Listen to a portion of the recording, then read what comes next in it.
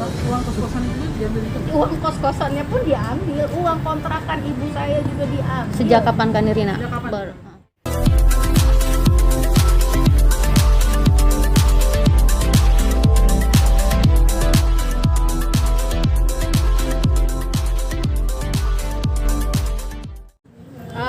Ya kita udah dapat laporannya, terus udah gitu ya kita semuanya jalankan sesuai prosedur saja. Tapi kan kita tinggal membuktikan bahwa yang dituduhkan ke kami itu tidaklah benar, tidak ada yang ditutup-tutupi. Ya silakan aja periksa gitu. Tapi itu sih nggak jadi masalah besar buat saya. Yang masih menyangkut di hati saya sebenarnya salah satunya adalah masih ada 2 orang notaris atau PPAT yang masih di luar sana, padahal statusnya juga sudah tersangka, sudah diadakan pemanggilan tapi belum datang, masih melakukan kegiatan. Itu sih yang masih memberatkan saya. Namanya Ina Rosaina, ini adalah PPAT dari Jakarta Barat, juga termasuk pengurus dari Ikatan Notaris Indonesia Jakarta Barat, dan juga ada Erwin. Oh, ada satu lagi juga Erwin Ridwan. Nah, 2 orang ini yang masih istilahnya sudah menjadi tersangka tapi masih berkeliaran, tuh buat saya tuh masih kayak ini masih di luar gitu loh. Jadi belum selesai. Walaupun memang sebenarnya ini masih baru langkah awal ya. Gitu. Tapi setidak-tidaknya kami di sini ingin menyuarakan kepada teman-teman semua bahwa di sini juga alhamdulillah tadi ada perwakilan dari BPN juga. Tunjukin. Istilahnya sekarang juga bisa membantu. Nah Ini yang belum ketang. Yang belum ya Kak? Suami istri yang tadi sudah ditahan. Ini yang adalah asisten ibu saya yang apa ya istilahnya yang tinggal dan membantu ibu saya waktu itu. Jadi kembali lagi saya katakan mengenai ART di sini adalah dia mengasisteni ibu saya. Jadi karena backgroundnya adalah D4, terus dia juga sebatang kara, hanya bersama ibu dan suaminya. Ibu saya dengan besar hati menerima dia, dan sama-sama waktu itu simbiosis mutualisme lah, benar-benar dia membantu ibu saya dan ibu saya membantu dia gitu loh. Dalam hal ini yang terberat kan waktu itu dibilangnya adalah katanya ibu saya suratnya hilang gitu kan. Sebenarnya ternyata bukan. Setelah diinterogasi, yang terjadi sebenarnya adalah surat itu dihilangkan oleh mereka, kemudian juga dibisikkan ke ibu saya, ibaratnya dikoneksikan lah gitu, dikondisikan bahwa ini aja nggak apa-apa mam, nanti yang ngurusin teman saya, dia adalah notaris, nanti ada kok namanya, memang kan kalau di search namanya ada, segala macam kantor juga ada gitu. Jadi dari situlah akhirnya mereka berdua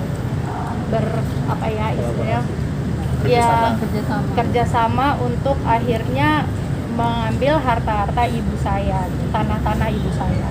Ini pertama kali melihat wajahnya. Masih ada kekesalan kan Nirina? Masih ini sampai detik ini tangan saya masih bergetar karena itu apa ya, sakit hati ya mbak ya, sakit hati sekali gitu, karena nanti saya akan sebarkan juga di Instagram saya.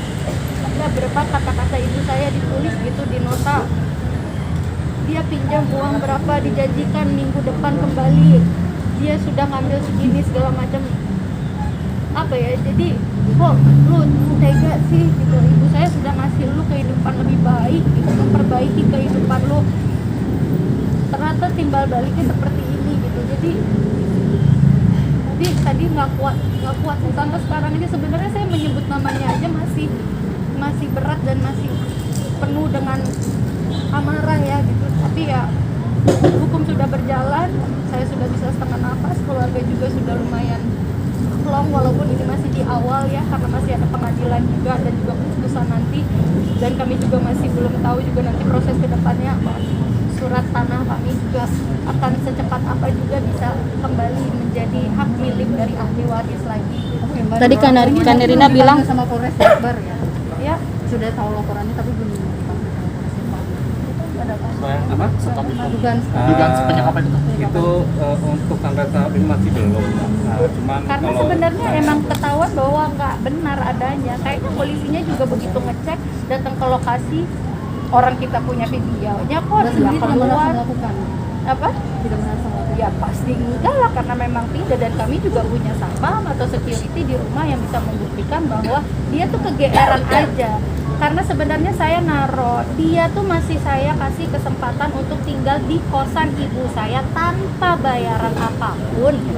Dari awal kami masih ada niatan untuk menyelesaikan ini secara kekeluargaan, itu pun tidak diterima. Itu kayak, maksudnya kayak bukan yang nggak diterima, tapi kayak ya dibengisin gitu aja gitu, sampai akhirnya kami nggak tahan. Beberapa bulan kemudian kami kumpulkan informasi, bukti, akhirnya kami meng-hire lawyer dan mengadukan kepada polisi, baru ini semua terjadi gitu. Uang kos-kosan itu diambil itu? Uang kos-kosannya pun diambil, uang kontrakan ibu saya juga diambil. Sejak kapan Kak Nirina? Sejak kapan? Ada setahun, 2 tahun mungkin.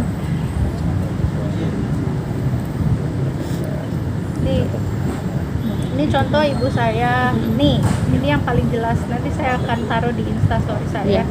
Ini urusan tanah, suratnya keselimpat, lagi diurus oleh orang pertanahan melalui Rere. Dia, ibu saya, karena ya ibaratnya dia panggilannya Rere ke Riri tadi ya, dengan jumlah uang untuk ngurus sebanyak 30-40 juta dengan melakukan meminjamkan gelang, kalung, dan lain-lainnya. Pokoknya nanti saya akan sebarkan juga. Ini semua ada tulisannya. Ini tulisan ibu saya. Dan dari sinilah kami juga pelan-pelan mengumpulkan, kok ada ini ya, kok ada ini. Saya bersyukur waktu itu saya pernah kasih tahu ibu saya. Ibu saya sudah banyak pelupanya. Makanya saya kasih tahu sama ibu saya, "Ma, kalau ada apa-apa tuh ditulis. Jadi kita juga tahu, mama juga bisa ingat gitu kan, balik lagi ke bukunya." Ternyata mama saya melakukan ini dan alhamdulillah menjadi Bukti ya. bukti buat kami gitu loh. Jadinya ini lumayan melegakan juga, membantu juga sih. Untuk kos-kosan sendiri dari berapa lama tuh Mbak uangnya dia? udah lama. Udah lama lah Mbak. Berarti Itu ada puluhan ya? sampai saya juga kemarin masih ke kosan bersama kakak-kakak saya gitu. Saya juga kontrakan deh gitu, ke kontrakan. Kosan itu diisi dengan karyawannya dia semua. Dibebaskan bayarannya dengan alasan listrik katanya flat rate segala macam. Kenapa kami tidak pernah menggubris dari dulu? Karena memang itu adalah kami sebagai anak tidak mau memberatkan orang tua, ibu saya khususnya. Saya menganggap bahwa karena ada orang ini, keuangan ibu saya itu jadi istilahnya jalan, dan ibu saya jadi punya pemasukan gitu loh. Dan memang jujur kami tidak ada satupun yang nyangka dan tidak ada pemikiran buruk sedikit pun gitu loh, karena merasa bahwa oke, sepertinya baik-baik saja gitu, nggak apa-apa. Saya datang ke kosan juga ada yang datang, ada yang ngekos segala macam, bahkan ke kontrakan baru ya setelah semuanya ibu saya meninggal, akhirnya kami turun tangan, baru kami kupasin satu-satu. Kontrakan pun juga sama, ke kita ngakunya bayarannya per bulan berapa, ternyata dari orang yang ngontrak enggak kok, lebih tinggi dari itu. Nah dari itu aja udah jelas, listrik segala macam juga ya, pokoknya banyak pemasukan di sinilah gitu. Ini juga salah satu contoh. Mama saya tuh orangnya nggak pernah ribet-ribet dan emang udah percaya. Ini adalah salah satu contoh pinjaman uang yang dilakukan oleh saudari Riri Kasmita, 250 juta hanya dengan kwitansi seperti ini saja. Gitu.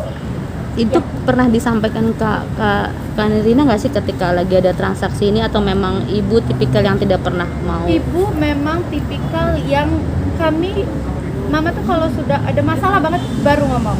Jadi tidak ada masalah, ya maksudnya kalau masalahnya menurut dia masih bisa dia tangani sendiri, dia tidak cerita gitu loh. Tidak akan melibatkan anak. Selama ini tidak pernah. Uang itu nggak pernah cerita. Pengeluaran uang yang diberikan kepada ART ini nggak pernah cerita. Tidak pernah. Karena dari awal sebenarnya kami keluarga juga sudah pernah gitu. Maksudnya anak-anak juga udah pernah, Mam, tolong jangan terlalu percaya sama orang gitu. Maksudnya apalagi urusan uang kan. Tapi kembali lagi, ibu saya baik sih. Ibu saya baik sekali orangnya. Jadi karena nggak ada pikiran apa-apa ya, terus merasa dia sudah dekat. Inilah kesempatan yang digunakan oleh Riri. Iya. Karena awalnya ya dia pintar mencari hati lah kita basically. Udah jatuh hati ibu kami, dia melangkahi seperti itu. Jawab Pak. Jangan lupa ya di subscribe dan nyalakan lonceng notifikasinya.